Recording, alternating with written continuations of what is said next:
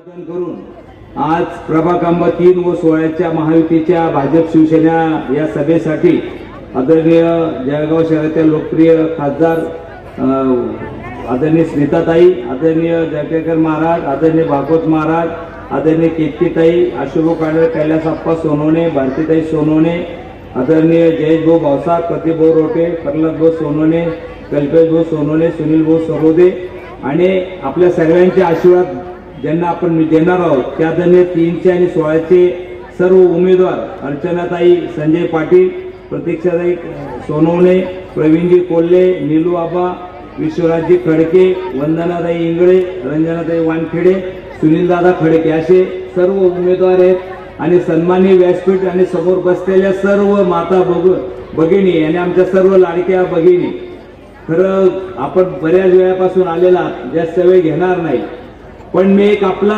सेवक म्हणून, एक आपला मुलगा म्हणून, भाऊ म्हणून आपल्याला नम्रपणे विनंती करण्यासाठी उभा आहे की येणाऱ्या 15 तारखेला मतदान होणार आहे आणि आपण सर्वजण यांना सेवेची संधी द्यावी अशी आपल्या सर्वांना नम्रपणे विनंती करतो।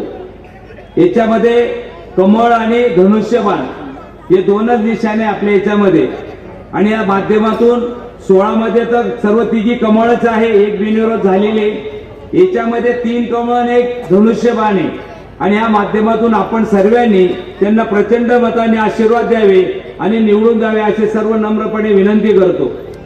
खरं आपण 3 आणि 16 मध्ये पाहिलं असेल तर विकास करत असताना या दोघी प्रभाग मिळून जवळजवळ 38 कोटी रुपये आपण निधी या दोघी प्रभागात टाकलेला आहे, पण तरी म्हणणारे सर्वच कामं झाली, बरीच कामं बाकी आहे याची जाणीव आम्हाला आहे। आम्ही भविष्यात आपल्या सर्वांच्या आशीर्वादाने राहिलेले कामं वाटतं पूर्ण करण्याचा सर्व नगरसेवकाच्या सहकार्याने नक्कीच प्रयत्न करू। पण काम करत असताना 2014 नंतर तुम्ही बघितलं असेल आदरणीय आपल्या भारताचे लाडके पंतप्रधान मोदी साहेबांचं नेतृत्व पूर्ण भारत देशाने मान्य केलं, तर त्याच्याच पाठोपाठ जगाने सुद्धा मान्य केलं, म्हणजे जागतिक नेता आपले पंतप्रधान होऊ शकले आणि त्यांच्याच पाठीमागे आपल्या राज्यात आदरणीय देवेंद्र भाऊ मुख्यमंत्री यांच्या नेतृत्वात मला वाटतं मागच्या 2014 पासून त्यांचं नेतृत्व मान्य केलं। उपमुख्यमंत्री शिंदे साहेब असतील, अजितदादा असतील, आमचे नेते आमदार गिरीश असतील, पालकमंत्री गुलाबजी पाटील असतील, खासदार ताई असेल, मंत्री रक्षाताई असतील, मंत्री संजीव सावकारे असतील, यांच्या माध्यमातून मला वाटतं सतत पियुष दादा आले याच्यासाठी जोरात टाळ्या वाजायच्या पियुष दादासाठी, या माध्यमातून मला वाटतं काम करण्याचं आम्ही सतत प्रयत्न केले। आम्ही सर्व माता भगिनींना आणि सर्व बंधूंना विनंती करतो की कदाचित आपलं एखादं काम राहिलं असेल, आजचं उद्या आम्ही करणारच आहोत, याच्यात कुठेही शंका नाही आणि आपण सर्वांनी फक्त वस्तुस्थिती आपण सर्वांना माहिती आहे जळगाव महापालिकेची की आकाश इतकं फाटलेलं होतं, एक एक टाका मारून आम्ही पुढे जाण्याचा प्रयत्न करतोय आणि मला वाटतं जळगाव महापालिका कर्जमुक्त करू शकलो, जेडीसी बँक कर्जमुक्त करू शकलो। 2014 नंतर बघा तुम्ही 2014चा अगोदर जळगाव आम्हाला त्याच्यात जायचं नाही, पण 2014 नंतर सर्वात काही उपलब्धी असेल तर जळगाव महापालिका कर्जमुक्त होणं ही सर्वात मोठी उपलब्धी महायुती सरकारमध्ये आम्हाला झाली आणि त्याच्या पाठोपाठ शिवाजीनगरचा ब्रिज असेल, पिंपरा ब्रिज असेल, आसोदा गेटचा ब्रिज असेल, बायपास असेल, इकडे समांतर रस्त्याचे आपण कामं बघतोय, असे सर्व नवीन MIDCची गोष्ट झाली, तिचं नोटिफिकेशन निघालं, आता नवीन परत 20 कोटी मंजूर झालेले, त्याचे आता इथे आपण बघताय की रुंदीकरण झालेलं आहे, कॉन्क्रिटीकरण होत आहे, म्हणजे इतके कामं मला वाटतं होत आहे आणि राहिलेले कामं सुद्धा आम्ही 100% पूर्ण करण्याचा प्रयत्न करत आहोत। सांगायचं तात्पर्य मी म्हणतो की एखादं काम आजचं उद्या होईल, पण जसं स्मिताताईंनी सांगितलं, कीर्तिताईंनी सांगितलं की अंत्योदय म्हणजे सरकार आल्यानंतर महापालिकेत आपल्या आशीर्वादाने महापालिकेत महायुतीचा महापौर झाल्यानंतर त्याच्या माध्यमातून ज्या योजना असतील, महापालिकेच्या असतील, राज्य सरकारच्या असतील, केंद्र सरकारच्या असतील, या सर्व योजना अंत्योदय म्हणजे समाजाच्या सर्व घटकापर्यंत नेण्याचं काम मला वाटतं आम्ही करणार आहोत। मग आमच्या लाडक्या बहिणीसाठी घर असेल, आमच्या माता भगिनीचं एकच स्वप्न असतं की माझं स्वतःचं घर व्हावं, त्याच्यासाठी 2,67,000 रुपये सबसिडी त्याला 3 योजना आहेत। एक तर महापालिकेकडे अर्ज दिला तर महापालिकेकडून घर मिळेल, दुसरं जर तुमची जागा स्वतःची असेल त्याच्यासाठी 2,70,000 सबसिडी मिळेल, तुम्ही जर एखाद्या बिल्डर कडून घर घेतलं त्याच्यासाठी तेवढी सबसिडी मिळेल, आणि अशा आयुष्यमान भारतचा असेल, धान्य फ्री असेल, आमच्या लाडकी बहीण, आता लाडकी बहीण किती आहे, कोणाकोणा लाडकी बहीण योजना आहे, जवळजवळ सर्वांना लाडकी बहीण योजना आहे. आणि ह्या माध्यमातून तुम्हाला सांगू इच्छितो की लाडकी बहीण योजना मागच्या वेळेला रक्षाबंधनच्या वेळेला सुरू झाली. रक्षाबंधन 15 दिवसाच्या वेळ ते होतं. एका आमच्या भगिनीला हप्ता पडला पहिला. त्या भगिनीने काय केलं, रक्षाबंधनचं होती राख्या बनवण्यासाठी रॉ मटेरियल घेतलं आणि त्या रॉ मटेरियलचं 1500 रुपयाचे 9,000 रुपये बनवले राख्या विकून. म्हणजे एखाद्या भगिनीसाठी 1500 रुपये मी किती महत्वाचे. पैशापेक्षा बी आता बऱ्याच भगिनी अशा होत्या की बँकेत जायच्या नाही, पण आता 1500 मुळे अकाउंट उघडला कधी सर्वांचं.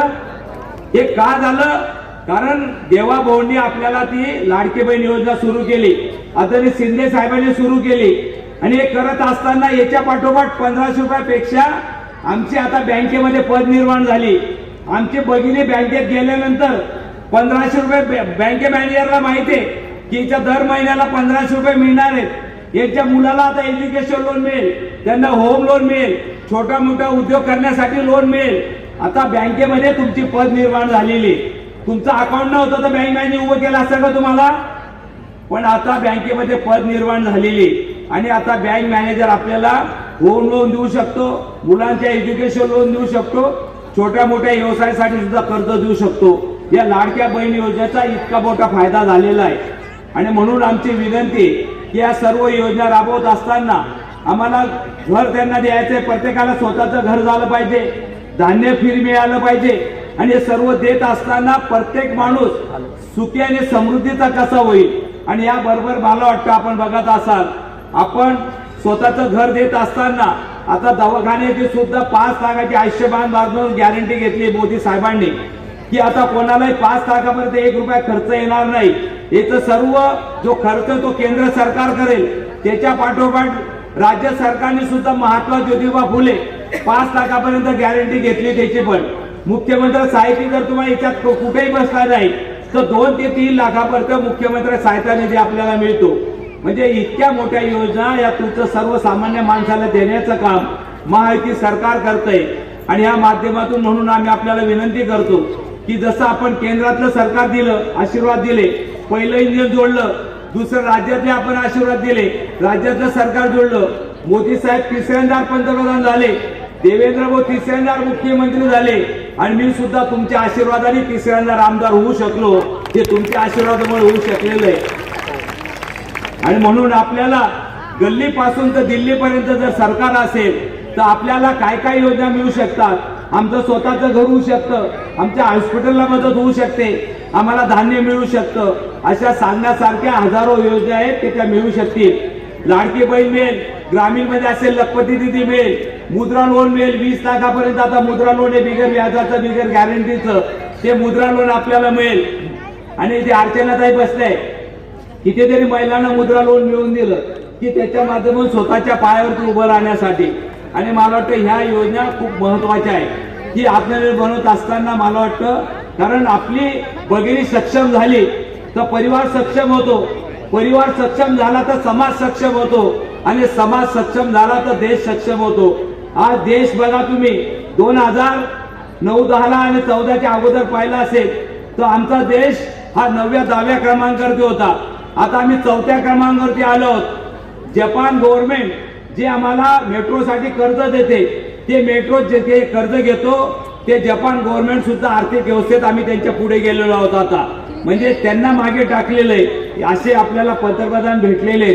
आणि का होऊ शकलं, कारण तुम्ही त्यांना आशीर्वाद दिले, तुम्ही त्यांना स्वप्न होतं, त्यांनी काम करत असताना राम मंदिराचा आपला आस्थाचा विषय असेल, 500 वर्षाची आमची आस्था होती आणि ती आस्था पूर्ण करण्याचं जर कोणी काम केलं असेल तर मला वाटतं ते मोदी साहेब करू शकले.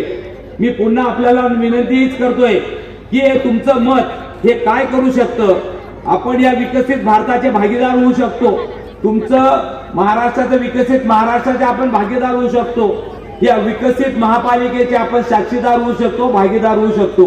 कारण तुम्ही दिलेले नगरसेवक निवडून दिले ते महापालिकेत तुमच्यासाठी काय करतात, तुम्ही निवडून दिले आमदार तुमच्यासाठी काय करतात, तुम्ही निवडून दिले खासदार तुमच्यासाठी काय करतात हे महत्वाचं आहे. म्हणून मला वाटतं आपण या विकसित आपल्या समाजाची उन्नती करायची असेल तर याच्यासाठी मला वाटतं आपण अशा महायुती सरकार आणि महापालिकेच्या माध्यमातून आपण सर्व नगरसेवकांना नक्कीच आशीर्वाद द्यावे अशी विनंती करतो. आपण माता भगिनी कुटुंबाचा प्रमुख आहात. मी खरं बिहारची एक घटना सांगेल, ताईंनी बरंच सांगितलं, अर्चना ताईंनी आप्पा.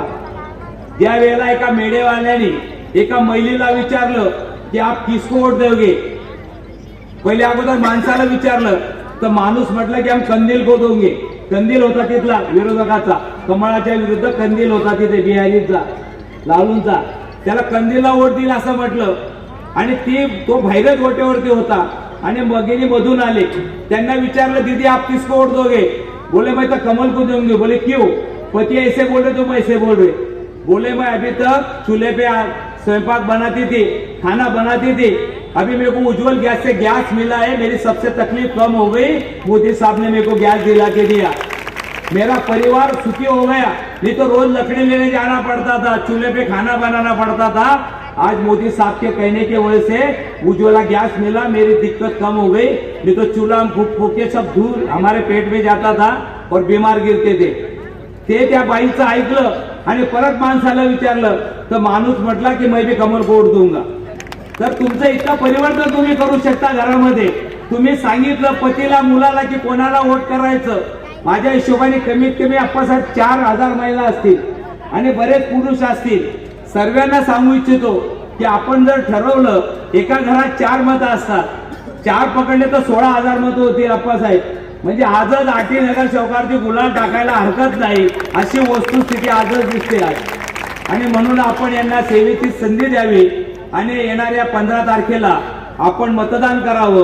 कीर्तीताईने बरेच आव्हान केलेलं आहे. मी सांगेन की मतदान करताना ग्रुपने गेलात. बऱ्याच आमच्या भगिनी बचत गटच्या एक साडी नेसतात, आमच्या मंदिरात कार्यक्रम असतात एका ग्रुपने साडी नेसतात, आपला भगवा कलर असतो. अशा वेगवेगळ्या ग्रुपने जर तुम्ही मतदानाला गेलात तर मतदाना लोकांना प्रेरणा होते. म्हणजे तुम्ही जात असताना बऱ्याच भगिनी बसतील, काही पुरुष बसतील की या कुठे चालल्या मतदानाला, चला आपण बी जाऊया मतदान करूया. मला वाटतं एक प्रेरणा त्यांना मिळेल. म्हणून आपण ग्रुपने जा, आपला परिवार असेल, एक ड्रेस कोड करा, त्या दिवशी काहीतरी वेगळं करा, एखाद्या साडीचा असेल, कपड्यांचा असेल. मला वाटतं असं जर कोडमध्ये गेलं तर आपण मतदानाला प्रेरणा देणाऱ्या तुमच्यामुळे अजून दुसरे लोक सुद्धा मतदान करतील. म्हणून अशा कोडमध्ये जाण्याचा सर्व भगिनींना विनंती करतो. पुन्हा भविष्यात राहिलेले काम आम्ही पूर्ण करू. आपला सेवक म्हणून, आपला मुलगा म्हणून, भाऊ म्हणून सतत 11 वर्षापासून काम करण्याचा प्रयत्न करतोय. बऱ्याच ठिकाणी पोहोचू शकलो नसेल. मतदार आम्ही प्रचार करत असताना 19 प्रभागामध्ये आम्ही जाण्याचा प्रयत्न केलेला आहे. काही ठिकाणी भेटी झाल्यात, आमचे उमेदवार 2-2 वेळेस भेटलेले आहेत आपल्याला. काही ठिकाणी भेट झाली नसेल, कुठे पोहोचू शकले नसेल. मला वाटतं येणाऱ्या काळामध्ये नक्कीच तुमचे काम आम्ही पूर्ण करू. नगरसेवकाच्या बरोबर आम्ही सुद्धा त्यांच्या पाठीमागे आहोत. आमचे नेते नामदार गिरीशभाऊ असतील, पालकमंत्री गुलाबभाऊ असतील, खासदार स्मिताताई असेल आणि आदरणीय देवाभाऊ असतील, शिंदे साहेब असतील, अजितदादा असतील, यांच्या नेतृत्वात, त्यांच्या आशीर्वादामध्ये जळगाव शहराचा राहिलेला विकास आम्ही पूर्णपणे करण्याचा प्रयत्न करू. मित्रांनो, फक्त एकच सांगेल, कुठलंही मत तुमचं वाया जाणार नाही याची आपण सगळ्यांनी काळजी घ्या. विकास कोण करू शकता याचा विचार करा. कोणी अपक्ष असेल, कोणी विरोधक असतील, त्यांचा जो विजन नाही आजच्या तारखेला, कोणी त्यांचा नेता दिसत नाही, काही सांगण्यासाठी मुद्दा नाही त्यांच्यापाशी की आम्ही काय करणार हे त्यांच्यापाशी विजन नाही, काय केलं ते सांगणार नाही. म्हणून आपलं मत वाया जाणार नाही. कोणी अपक्ष असेल, विरोधक असेल, त्याला आपलं मत टाकू नका, आपलं मत वाया जाईल. ज्या ज्या वेळेस जळगाव शहराचा विकास होईल त्यावेळेला आपल्याला वाटेल अरे माझं मत वाया गेलं, त्या विकसित जळगाव शहराचा मी भागीदार होऊ शकलो नाही, कदाचित मी नगरसेवकाला मत दिलं असतं, त्या विकासामध्ये माझी भागीदारी झाली असती, असं मला वाटतं. आपल्याला कुठे अफसोस होणार नाही याचा आपण सर्वांनी ही वेळ मला वाटतं साधून आपण सर्वांनी येणाऱ्या 15 तारखेला कमळ आणि धनुष्यबाणावरती मतदान करावं असं सर्वांना नम्रपणे आवाहन करतो. आपण सर्व मोठ्या संख्येने उपस्थित राहिला म्हणून आपल्या सर्वांना धन्यवाद देतो. पुन्हा सांगेल, राजकारण जातीपातीचं होतंय, पण महायुती सरकारचा एक नारा आहे, पद का अंतिम चिन्ह नाहीये, सिंहासन चढते जाना, सब समाज लिए आगे बढ़ते जाना। मी सुद्धा आमदार झालो, मला सर्व जाती पंथाच्या लोकांनी मतदान केलं म्हणून मी आमदार होऊ शकलो। मी एकटा लेवा पाटील म्हणून जर राहिलो असतो तर मी आमदार होऊ शकलो नसतो, म्हणून मला सर्व समाजाने मतदान केलं। 12 बलुदार समाज असतील, ओबीसी असतील, मराठा समाज असेल, सर्वांच्या आशीर्वादामुळे 90,000चा लीड मिळाला, कारण आज सर्व समाज पाठीमागे होता। त्याच्यामुळे आपण मतदान करताना जातीपातीचा विचार करू नका, आमचा विकासाचा मुद्दा करा। आमचा देश कोण पुढे नेतोय, कोणता पक्ष आमच्या समाजाला न्याय देतोय, हा प्रयत्न मला वाटतं आपण सर्वांनी करावा, असं सर्वांना नम्रपणे आवाहन करतो। थांबतो। जय हिंद, जय महाराष्ट्र।